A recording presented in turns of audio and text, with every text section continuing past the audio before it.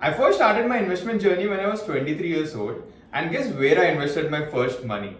No one would be guessing it. I invested it in cryptos. It was back in around 2017 while I was around 23 years old, and I saw the crypto market suddenly booming. And it was the first time I actually earned a really sizable chunk salary, and I wanted to start saving and investing. And since I was working in a crypto company, I ended up saving in crypto. Yes, I got the best out of it, but again, I took the huge hit because of the crypto disaster which happened in 2017 and 2018. From 2017 till 2003, I have explored options, I have explored futures, I explored stocks, bonds, mutual funds, cryptos, whatnot. And taking all these experiences into consideration, I'm here with you to share 5 important mistakes which you can avoid in your investment journey to be successful.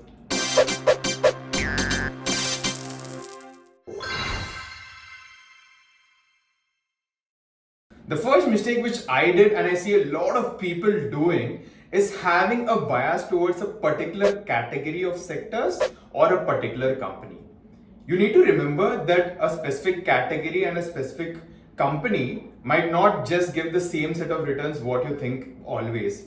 For example, IT has been one such sector which has always been giving promising growths post COVID as well. But in the last 1 year, you see IT has become very stagnant. So you as an investor need to make a very wise choice in terms of when to enter into a specific market and when to sort of sell from a specific market.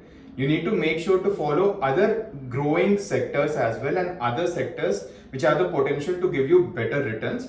Because if you have a bias towards one particular category forever, it might not always grow. Yes, in good case scenarios, if everything goes well, there might be sectors which is always growing. But again, it's a very good to have scenario.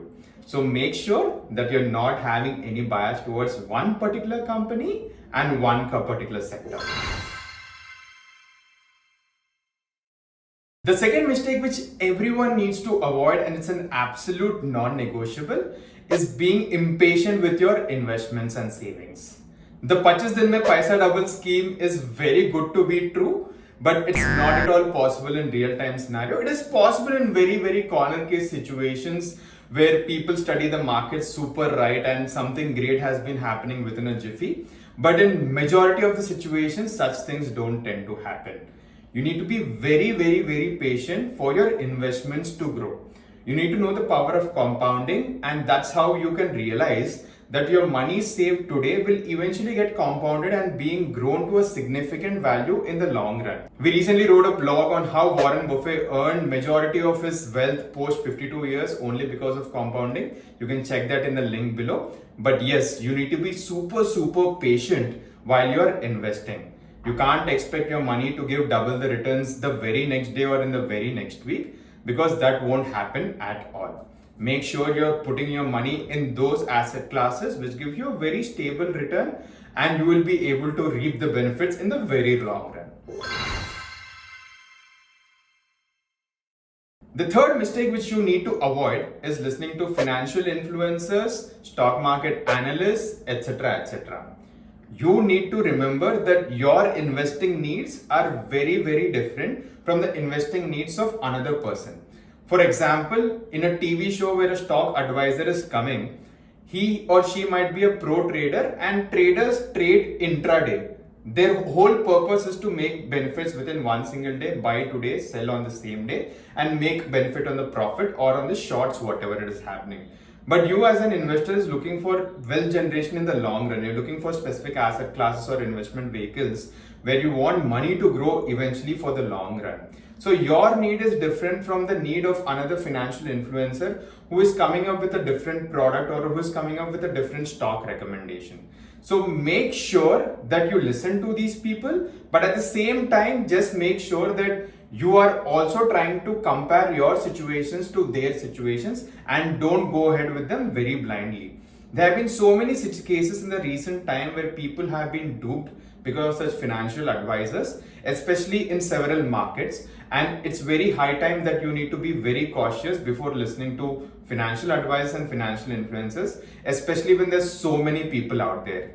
Do your research 1,000 times before following any sort of financial advisor. The fourth mistake which you need to avoid is putting all your eggs into one basket.